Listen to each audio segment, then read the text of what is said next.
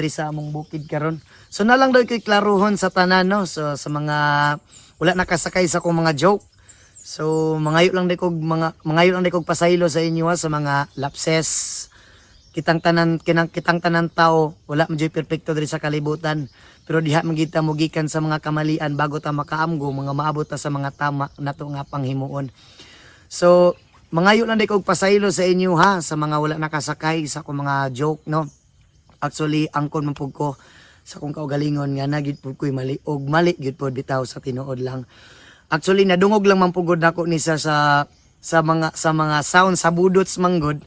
Unya nadungog nako siya motong akong gigamit abi nako okay ra. Binag okay ra motong gigamit ako sa entertainment. Pinaagi sa kukuan wala pud ko naghuna-una nga lain di ay sa tanan.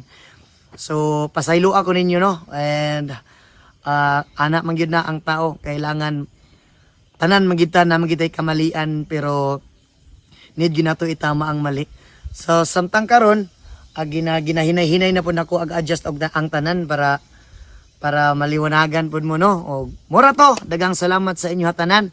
And labi na sa mga kabatan-unan sa mga kamagulangan pasaylo ako ninyo sa mga joke nga dili maayo. Og mura to dagang salamat sa inyo tanan. Og amping mo kanunay I love you gihapon sa inyo ha. God bless sa pag-usab. Uhahay lang gihapon.